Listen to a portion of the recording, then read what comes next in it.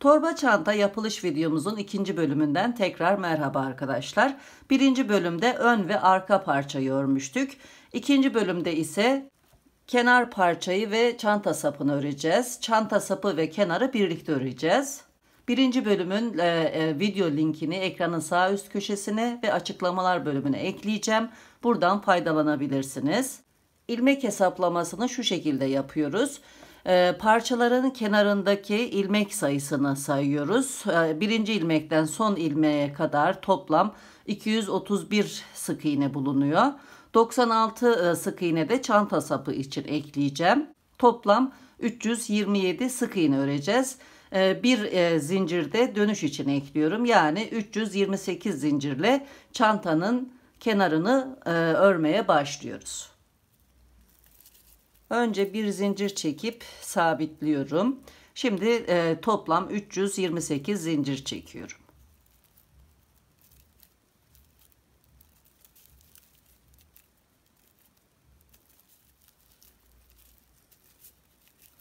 Toplam 328 zincir çektim.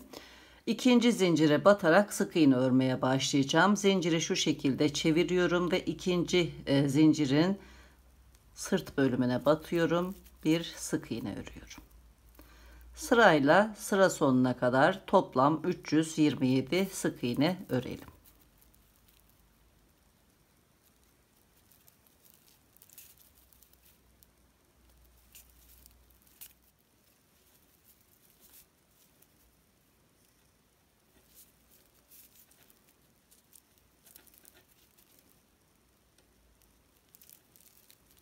Toplam 327 sık iğne ördüm. Dönüş yapıyorum. Kaydırma örerek sıra sonuna kadar devam edeceğim. Birinci ilmeği atlıyorum. İkinci ilmeğin arka kanadına batıyorum. İlmek alıyorum. Tığımdaki ilmeğin içerisinden geçirip kaydırma örüyorum. Bu şekilde sıra sonuna kadar devam ediyorum. Hep ilmeklerin arka kanatlarına batarak örüyorum.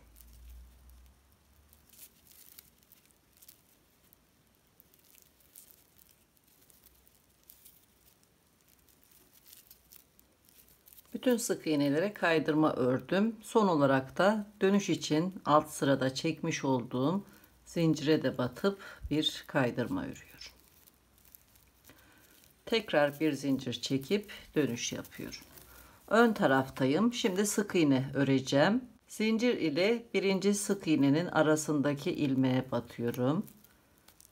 Alttan batıyorum. Kaydırma ilmeklerini ve sık iğnenin ön kanatlarını alıyorum. Bu şekilde sık iğne örüyorum.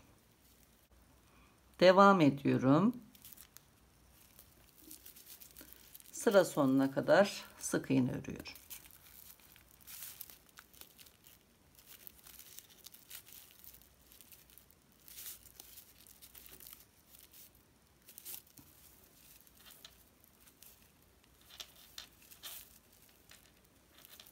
İkinci sık iğne sırasını tamamladım. Toplam 327 sık iğne ördüm.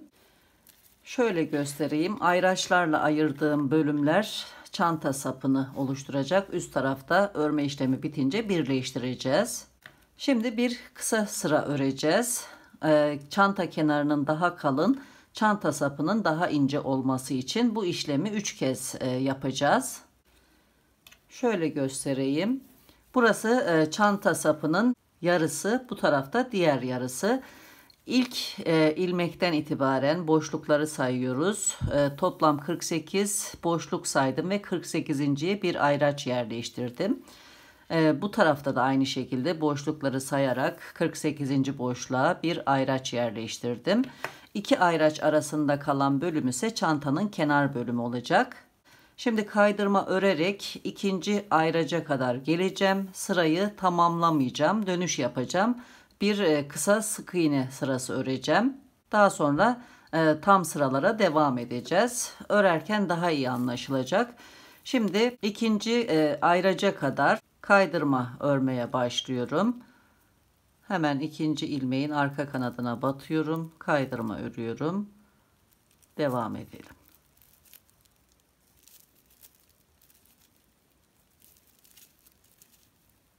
İkinci ayraca kadar kaydırma ördüm. Ayracın bulunduğu ilmeğe de batıp son kaydırmayı örüyorum. Dönüş yapıyorum. İlk kısa sık iğne sırasını öreceğim. Buradaki kaydırma sırasını dönüşte tamamlayacağım turun sonuna kadar. Şimdi zincir çekmeden ilk boşluğa batıyorum. Bir sık iğne örüyorum. Devam ediyorum. Sırayla sık iğne örerek ikinci ayraca kadar sık iğne öreceğim.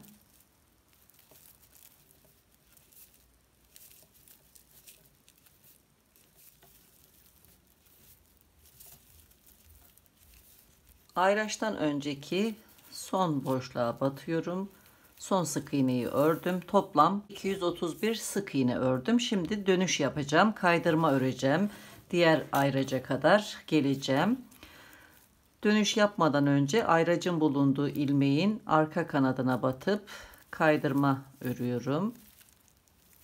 Burada çıkıntı oluşmaması için dönüş yapıyorum. Şimdi hemen ikinci ilmeğe batıyorum. Kaydırma örerek diğer ayraca kadar devam ediyorum.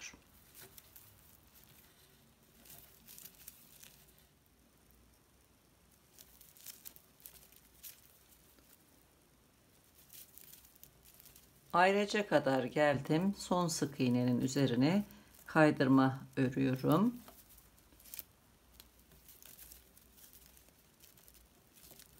Şimdi dönüş yaptığımız için yarım kalan bölümdeki kaydırma sırasını tamamlayıp sırayı bitireceğim. Ayracın bulunduğu ilmeğe batıyorum.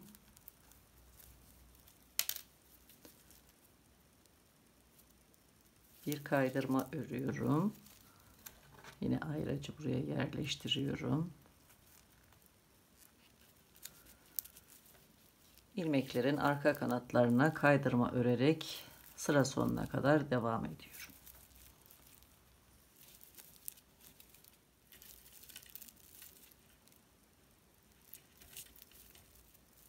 Sıra sonuna geldim. Dönüş için çekmiş olduğumuz zincire de batıp bir kaydırma örüyorum. Bir zincir çekip dönüş yapıyorum. Şimdi üçüncü tam sık iğne sırasına başlayacağım. İlk boşluğa batıyorum. Bir sık iğne örüyorum. Devam ediyorum. Sırayla ayraca kadar sık iğne örüyorum.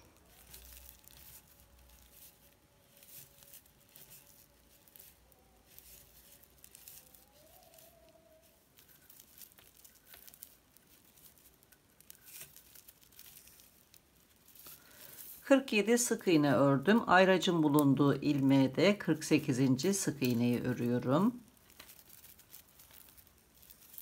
Tekrar ayracı yerleştiriyorum. Şimdi devam ediyorum. İlk ilmeğin boşluğuna batıyorum. Sık iğne örerek diğer ayraca kadar devam edelim.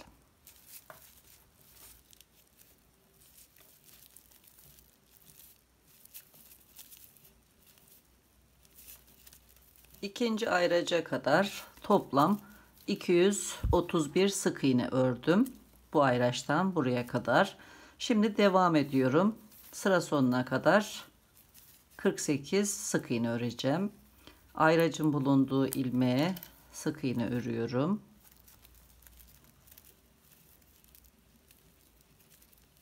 Tekrar ayracı yerleştiriyorum. Sırayla sıra sonuna kadar sık iğne örüyorum.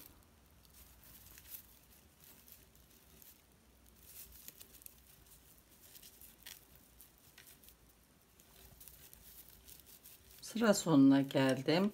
Son ilmeğe batıyorum. Şimdi kaydırma sırasına başlayacağım ve bir kısa sıra daha çalışacağız. Kısa sıranın yerini işaretleyelim. Ayraçtan sonra 15 ilmek sayacağım ve 15. bir ayraç yerleştireceğim. 1, 2, 3, 4, 5, 6, 7, 8, 9, 10, 11, 12, 13, 14, 15.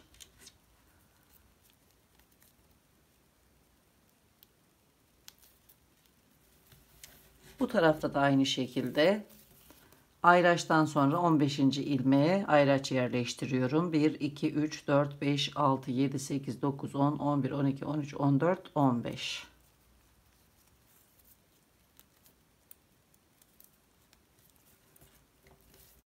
Şimdi kaydırma örmeye başlayacağım. İkinci pembe ayraca kadar kaydırma örmeyi sürdüreceğim. Zincir çekmeden dönüş yapıyorum. İkinci ilmeğe batıp bir kaydırma örüyorum. Daha sonra sırayla devam ediyorum. İkinci pembe ayraca kadar gelelim.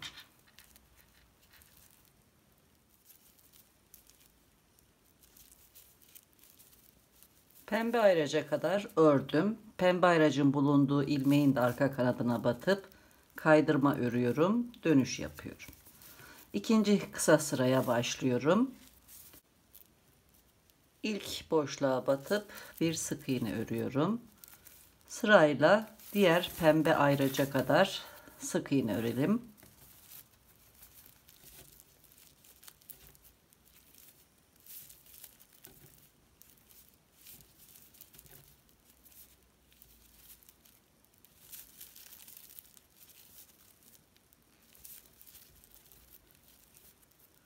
Ayraçtan önceki son ilmeğe de sık iğne ördüm.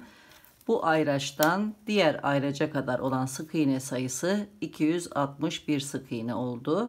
Ayracın bulunduğu ilmeğin arka kanadına batıyorum. Bir kaydırma yapıyorum. Dönüyorum. İkinci ilmeğe batıyorum. Kaydırma örerek devam ediyorum. Diğer pembe ayraca kadar kaydırma örüyorum.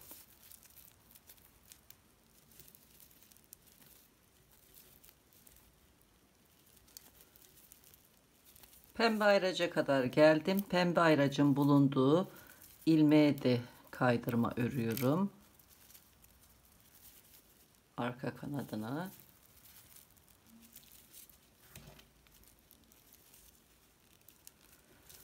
Kısa sıra ördüğümüz için yarım kalan kaydırma sırasını tamamlıyorum. Sıra sonuna kadar devam ediyorum.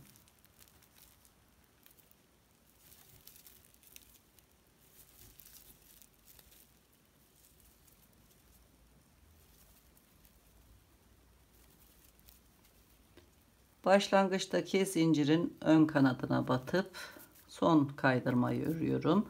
Bir zincir çekip dönüş yapıyorum. Şimdi dördüncü tam sık iğne sırasına başlayacağım. Buradan sık iğne örerek ilk ayraca geleceğim. Ayracın bulunduğu ilmeğe ve kısa sık iğne sırasının ilk ilmeğine batıp devam edeceğim. Yine burada son sık iğneye ve ayracın bulunduğu ilmeğe sık iğne örerek devam edeceğim. Sıra sonuna kadar geleceğim. Daha sonra kaydırma örerek tekrar başa geleceğim. Bir sık iğne sırası daha öreceğim. Yani iki tam sık iğne sırası öreceğiz. İkinci ördüğümüz sık iğne sırasının üzerine kaydırma örerken tekrar birlikte olacağız. Devam edelim.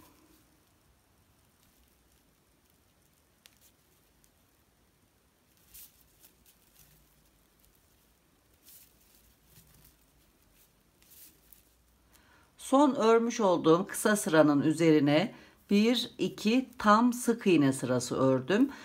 Tam sık iğne sırası 1 2 3 4 5 sıra oldu. Şimdi üçüncü ve son kez bir kısa sıra öreceğiz. Başlangıçtan itibaren sık iğneleri saydım ve 40. sık iğneden sonraki boşluğa bir ayraç yerleştirdim. Aynı şekilde bu tarafta da 40 sık iğne saydım ve 40.dan sonraki boşluğa bir ayraç yerleştirdim. Bu ayraçların olduğu bölüme bir kısa sıra öreceğiz. Arka taraftan kaydırma sırası örerek ayraca kadar geldim. Şimdi dönüş yapacağım buradan. Önce ayracın bulunduğu ilmeğin arka kanadına batıyorum. Kaydırma ördükten sonra dönüş yapıyorum. Zincir çekmeden ilk boşluğa batıyorum. İlk sık iğneyi örüyorum. Sırayla boşluklara batarak ikinci ayraca kadar sık iğne örüyorum.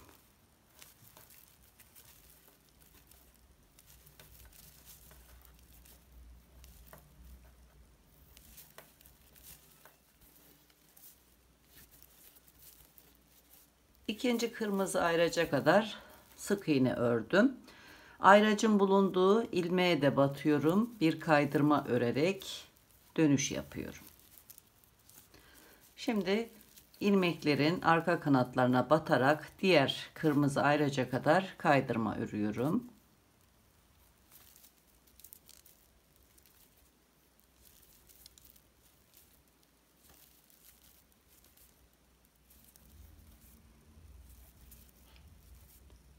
İkinci kırmızı ayraca kadar kaydırma ördüm. Ayracın bulunduğu ilmeğe de kaydırma örüyorum. Arka kanadına. Tekrar ayracı yerine takıyorum. Kısa sıra ördüğümüz için tamamlamadığımız kaydırma sırasını tamamlayarak sıra sonuna kadar devam ediyorum.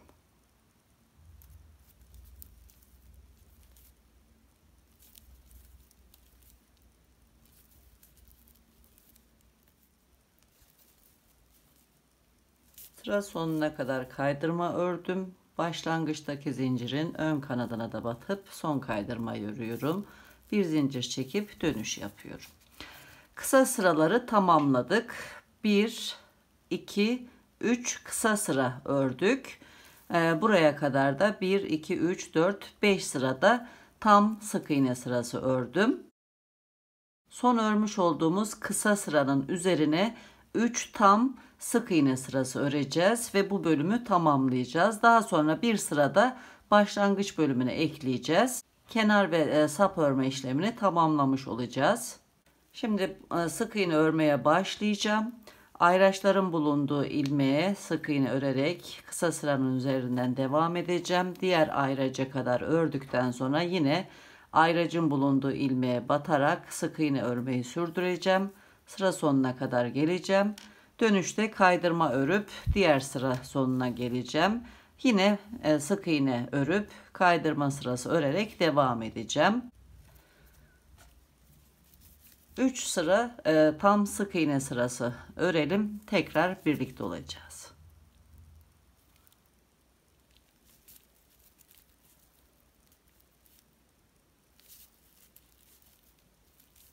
Son kısa sıranın üzerine 1, 2, 3 tam sıra ördüm. Çantanın sap bölümündeki tam sıraların sayısı 1, 2, 3, 4, 5, 6, 7, 8 oldu. Şimdi burada ipi keseceğim. Bir zincir çekiyorum. İpi kesiyorum.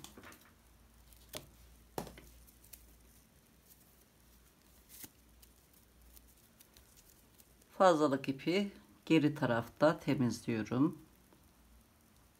İlmekler arasından çekiyorum.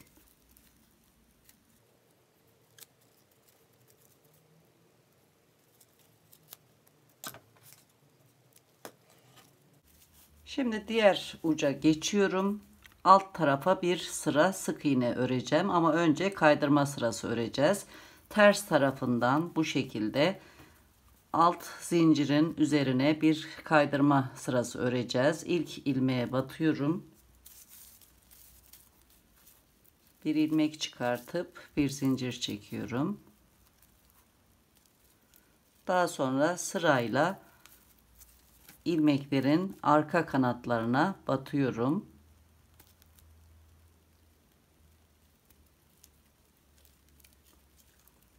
İlmek alıyorum. Kaydırma örüyorum. Sıra sonuna kadar devam ediyorum.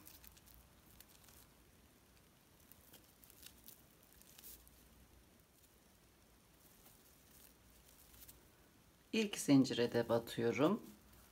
Son kaydırma ilmeğini örüyorum. Bir zincir çekip dönüş yapıyorum. Şimdi bir sıra sık iğne öreceğim. Örerken bu fazlalık ipi de araya alıyorum. İlk ilmeğe batıyorum. Sık iğne örüyorum. Sırayla devam ediyorum. Kaydırma ilmeğinin altından batıyorum. Sık iğne örüyorum. Bu şekilde.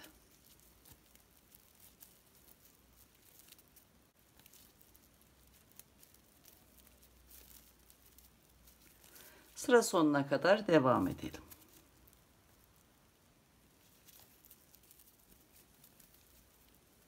Buradaki fazlalık ipi de araya alarak örmeye devam ediyorum. Son sık iğneyi örüyorum. Toplam 327 sık iğne ördüm ve sırayı tamamladım. Şimdi iki ucu örerek birleştireceğim. Karşı tarafın ilk ilmeğine üstten batıyorum. İlmek alıyorum. Tığımdaki ilmeğin içerisinden geçirip kaydırma örüyorum. İki ucu birleştirdim. Şimdi sırayla devam ediyorum. Hemen ikinci sıranın ilmeğine üstten batıyorum. İp altta. Diğer kenarında ikinci sırasına batıp ilmek çıkartıyorum.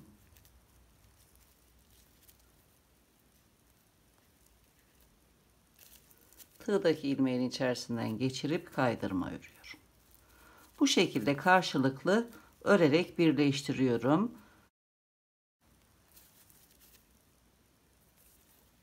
Önce ilmek çıkartıyorum. Tığdaki ilmeğin içinden geçirip kaydırma örüyorum.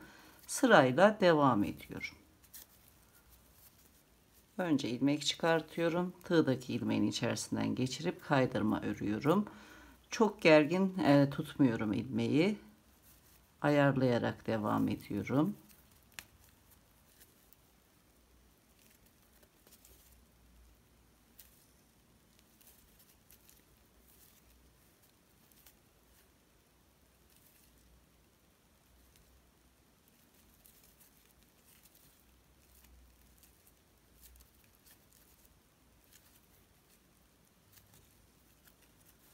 Bu şekilde sıra sonuna kadar devam edelim.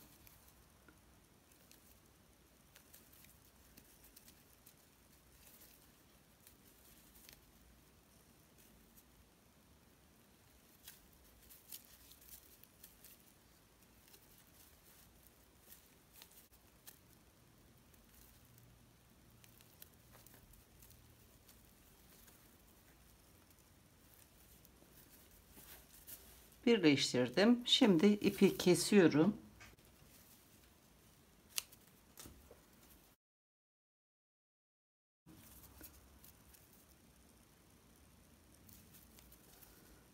İlk ilmeğin içinden ipi çıkartıyorum. Bu taraftaki ilk ilmeği alttan batıyorum bu şekilde.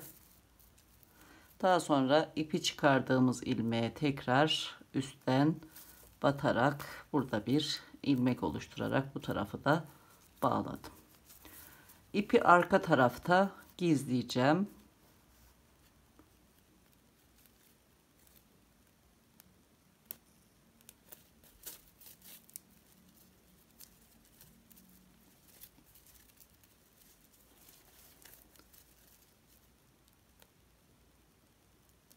İlmekler arasında yürütüyorum.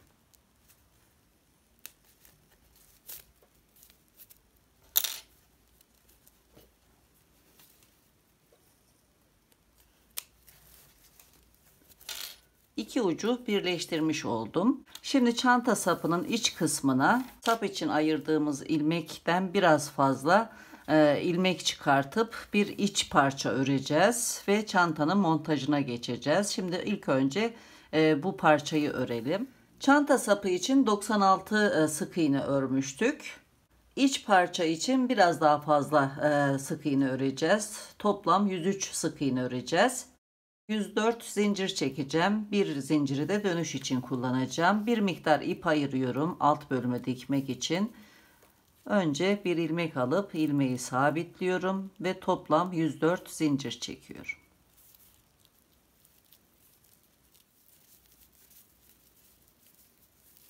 Toplam 104 zincir çektim. Şöyle zinciri çeviriyorum. İkinci zincirin çıkıntısına batarak sık iğne örmeye başlıyorum. Sıra sonuna kadar toplam 103 sık iğne örelim.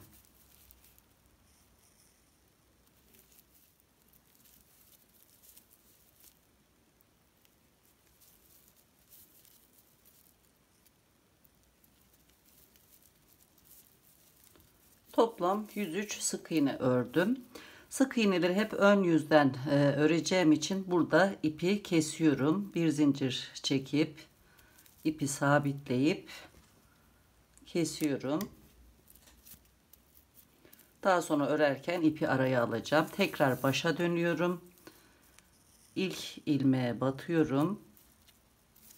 İlmek çıkartıyorum. İkinci sıraya başlıyorum. Bir zincir çekiyorum. Aynı yere batıp bir sık iğne örüyorum. Sırayla ilmeklere batarak sıra sonuna kadar 103 sık iğne örüyorum.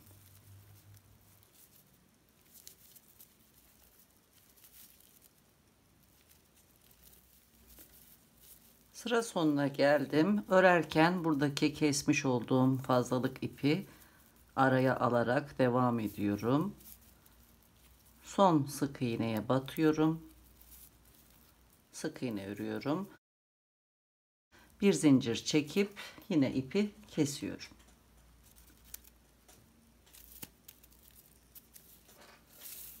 Şimdi tekrar buradan başlayacağım.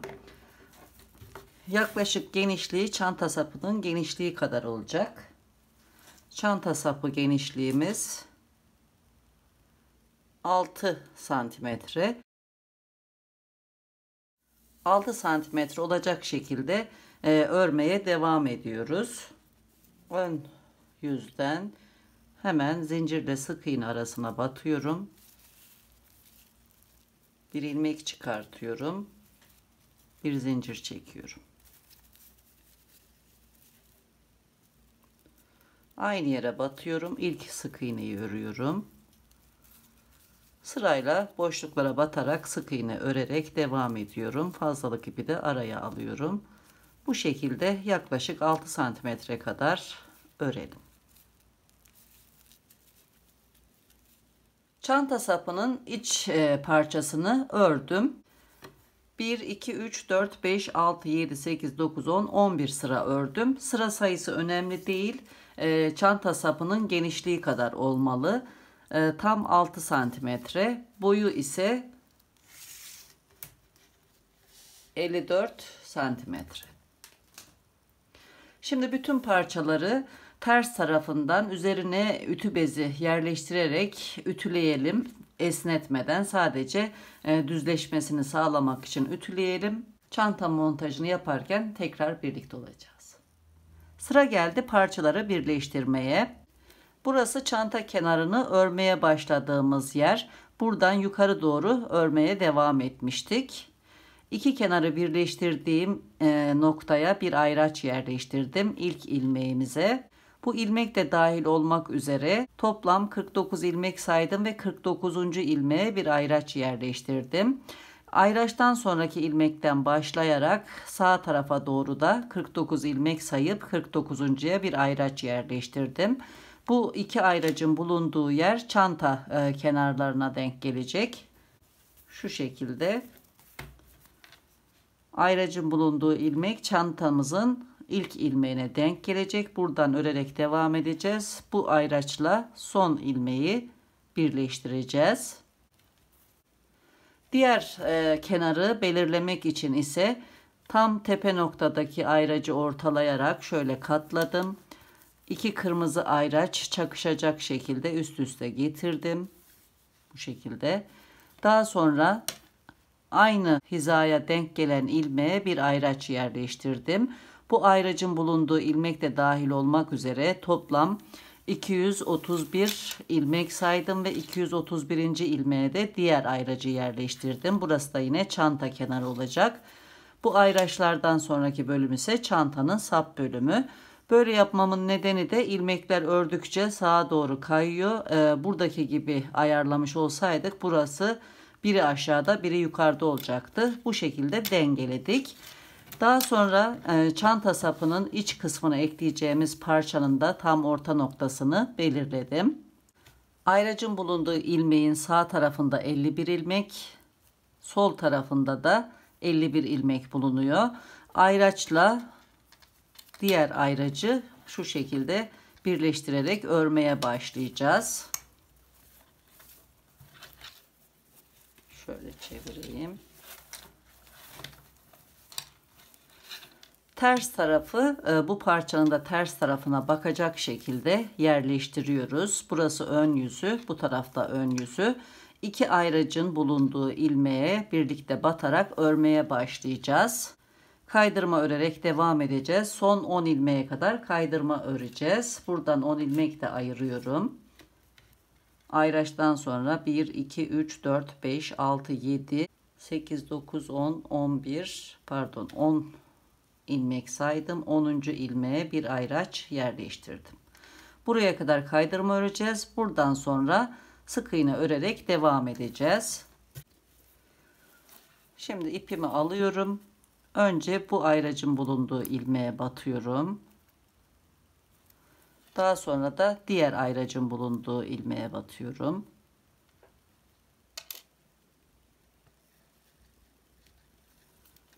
Bir ilmek çıkartıyorum.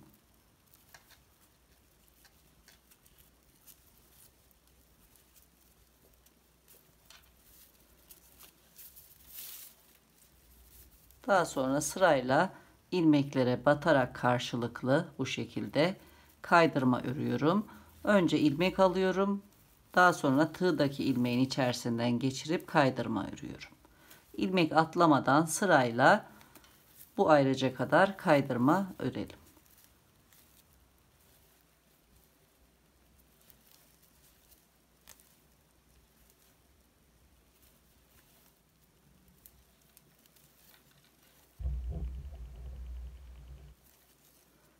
Ayracın bulunduğu ilmeğe kadar geldim. Şimdi bir zincir çekiyorum. Ayracın bulunduğu ilmekten itibaren sık iğne örmeye başlıyorum. Ayracı çıkartıyorum. Yine sırayla ilmeklere batıyorum. Sık iğne örüyorum.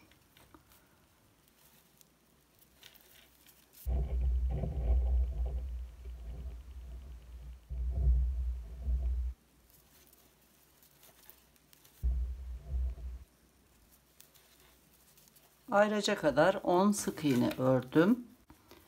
İç parçada 1, 2, 3, 4 ilmek kaldı. Şimdi çantanın bir parçasını alıyorum. Araya yerleştiriyorum. Burada batarken önce bu ilmeğe, sonra bu parçanın ilk ilmeğine, daha sonra da ayracın bulunduğu ilmeğe batıyorum. Sık iğne örmeye devam ediyorum.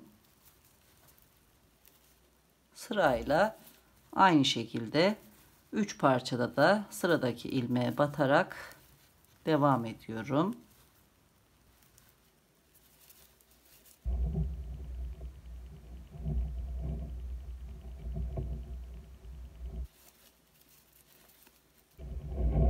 İç parçamız bitti. Şimdi kenar ve bu parçanın kenarına sık iğne örmeyi sürdüreceğiz. Diğer kırmızı ayraca kadar buraya kadar sırayla her ilmeğe batarak sık iğne örmeyi sürdürelim.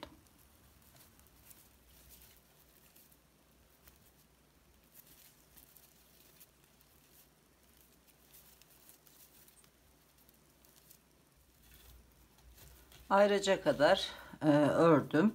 Şimdi bu parçayı alıyorum. Burada öreceğim 1, 2, 3, 4 ilmek kaldı. Yine kenarda da 1, 2, 3, 4 ilmek var. Buradan ilk ilmeğe batıyorum. Çanta sapının iç parçasının ilk ilmeğine. Daha sonra sıradaki ilmeğe ve çanta kenarı ilmeğine batıyorum. Sık iğne örüyorum.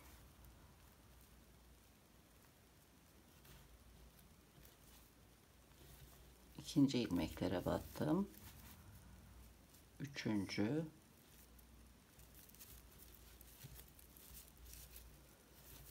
Dördüncü ilmeklere batıyorum. Dördüncü ilmek ayracın bulunduğu ilmek. Ayraca çıkartıyorum. Buraya batıyorum. Sık iğne örüyorum. Şimdi ayraca kadar sık iğne örmeyi sürdürüyorum. Daha sonra kaydırma örmeye başlayacağız. Sırayla 10 sık iğne örüyorum. 1 2 3 4 5 6 7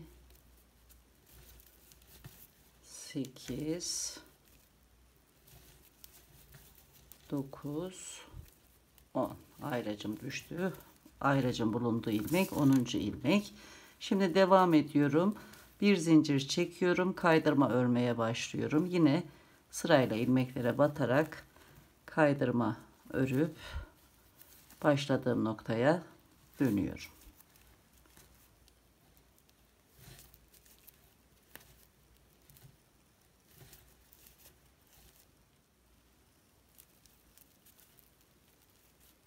Son 2 ilmek kaldı. Bu 2 ilmeği de örüyorum. Başladığım yere geldim. Şimdi ipi kesiyorum. İlmeği çekiyorum.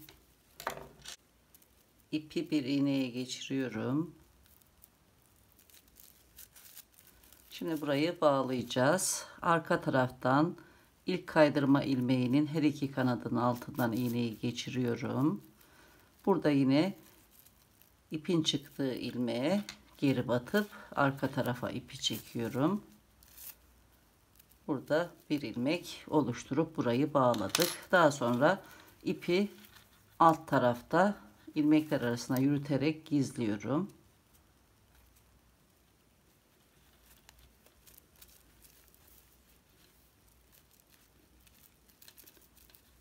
Sabitleyip çekiyorum. Fazlalığı kesiyorum. Zaten iç tarafta kalacak. Bu şekilde. Bu ipi de yine alt tarafa çekiyorum. Tığ yardımıyla.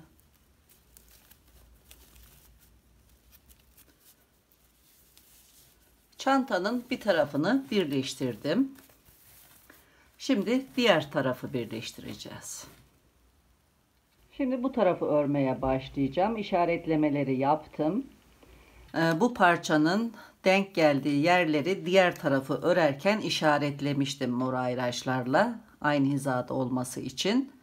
Orta noktayı da şu şekilde belirledim. Bu ayracın bulunduğu ilmekten başlayarak saydım. 49. ilmeğe ayraç yerleştirdim, orta noktası. Bu ayraçtan sonra bu ilmek de dahil olmak üzere burada da yine 49 ilmek bulunuyor.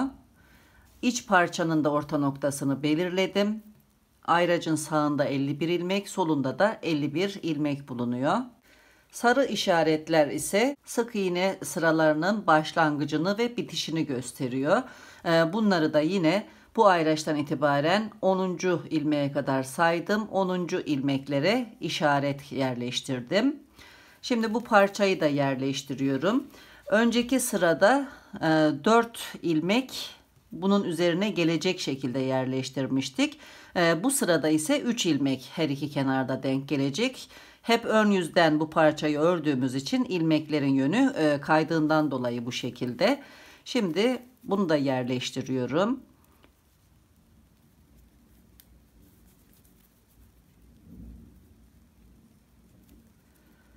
Bu ilmek, bu parçanın ilk ilmeği ve bu parçanın 3. ilmeği birlikte örülerek devam edecek. 3 ilmeği bu şekilde birlikte öreceğiz. Sık iğne.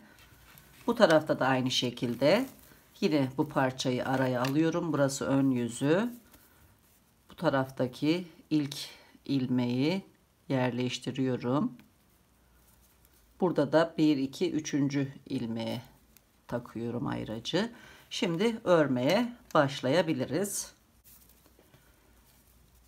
2 ilmeğe birlikte batıyorum. Kırmızı ayraçlarla belirttiğim ilmeklere. Kaydırma örmeye başlıyorum.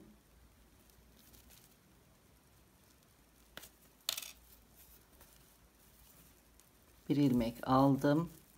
Sırayla ilmek atlamadan karşılıklı ilmeklere batıyorum. Tığdaki ilmeğin içerisinden aldığım ilmeği geçiriyorum. Sarı ayraca kadar bu şekilde devam ediyorum.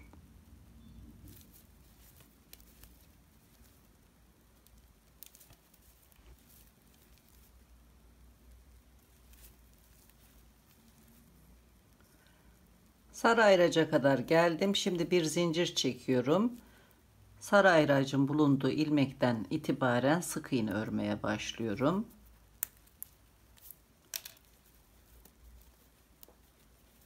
Mor ayraca kadar devam edelim.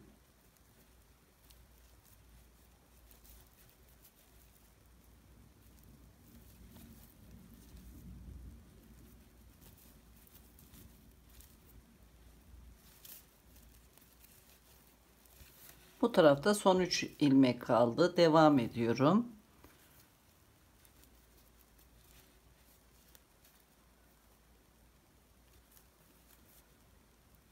Bu şekilde 3 ilmeğe de battım.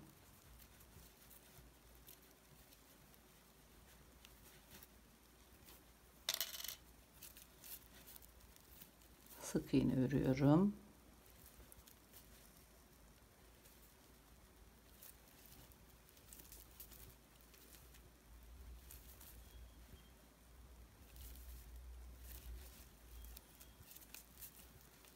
Şimdi iki parçayı örerek devam ediyorum. Diğer ayraca kadar sık iğne örüyorum.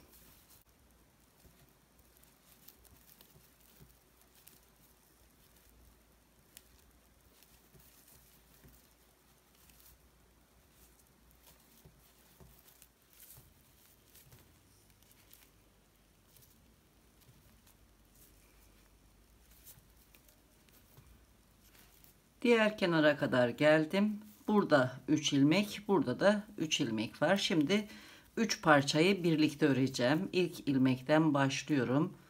Sırayla her parçanın sıradaki ilmeğine batıyorum.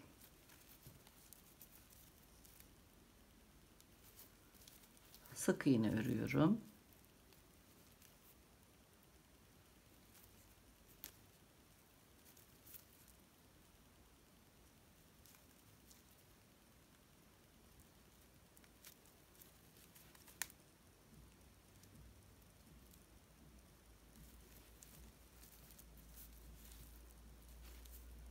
Son ilmeklere batıyorum. Ayrıca çıkartıyorum.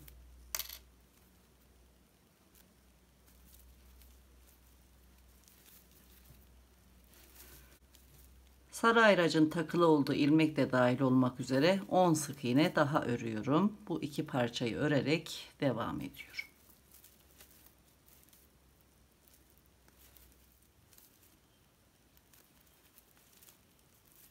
Son sık iğneyi ördüm. Şimdi bir zincir çekip kaydırma örmeye başlıyorum. Bir zincir çektim. Sırayla yine ilmeklere karşılıklı batıyorum. Kaydırma örüyorum.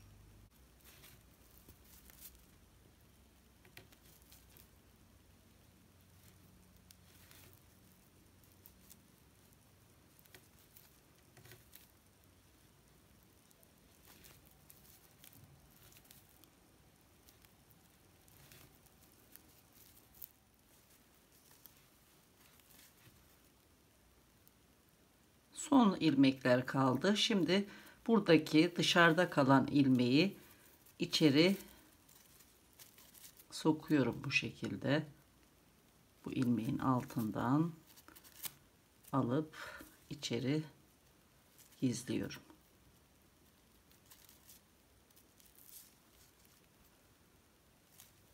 Son ilmeği de örüyorum.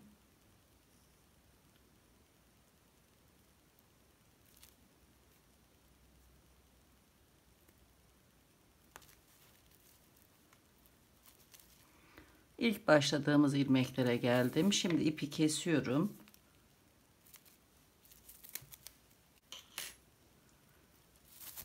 İlmeğin içerisinden ipi geçirdim. Bir iğneye yerleştiriyorum. Burayı kapatacağım. İlk ilmeğin alt tarafından, her iki kanadın altından bu şekilde iğneyi geçiriyorum.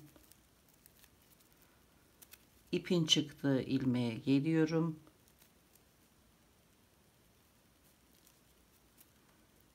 İpi alt tarafa çekiyorum bu şekilde. Burayı tutturdum. Daha sonra hemen şöyle çözülmemesi için ilmekler içerisinden yürütüp daha sonra iki kat arasına çekiyorum.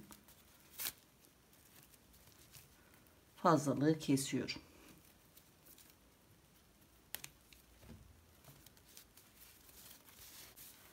Birleştirme işlemini tamamladım. Şimdi son bir işlemimiz kaldı. Bu bölümleri dikeceğiz ve işlemleri tamamlayacağız. İç parçayı örerken burada biraz fazladan ip bırakmıştım. Bu ipi iğneye geçiriyorum.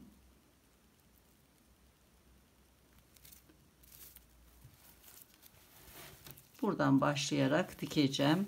Şöyle her iki parçanın da uç kısımlarını karşılıklı gelecek şekilde şöyle yerleştirdikten sonra iç parçayı buraya tutturuyorum.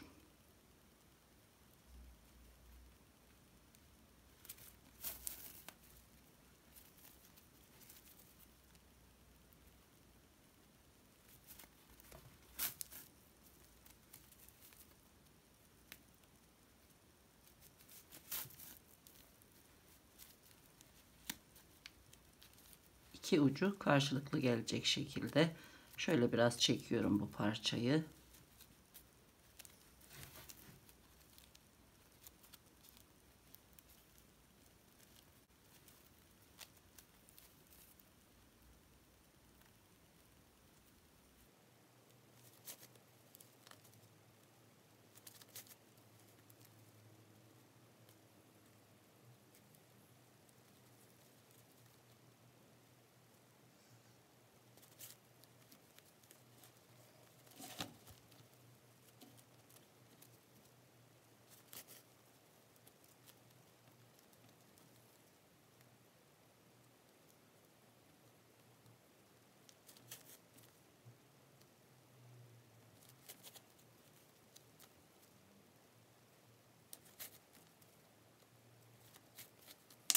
Bu şekilde diktim.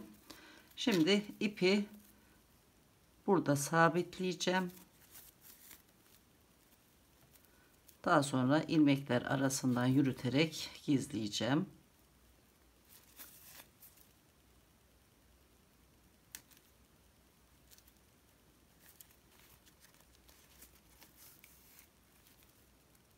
Gizledikten sonra yine iki kat arasına ipi çekerek keseceğim.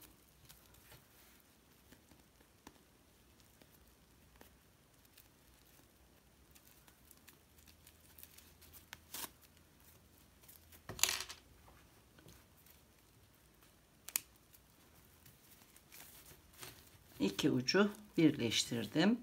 Diğer tarafı da aynı şekilde iki ucu karşılıklı getireceğim. Şöyle biraz esneterek bu parçayı da burada üzerine dikeceğim. Burada ip olmadığı için bir ip ekleyip alttan birleştirerek aynı işlemleri yapalım. Bütün işlemlerini tamamladım. Şimdi ördüğüm bölümleri kenarla birleştirdiğim yerlerden çekiyorum. Sık iğnelerin açılmasını sağlıyorum. Daha sonra ütüleyerek düzelteceğim. Son halini sizlerle paylaşacağım. Çantanın son işlemlerini tamamladım. Birleştirme işleminden sonra kenarlarına ütü yaptım. Hafif bir ütü bastım. Son görüntüsü bu şekilde. Ağız kısmı ve içten görüntüsü de böyle. Oldukça geniş, kullanışlı, güzel bir çanta oldu. Bugünkü videonun sonuna geldik. Yeni videolarda tekrar buluşmak dileğiyle. Hoşça kalın, sağlıkla kalın.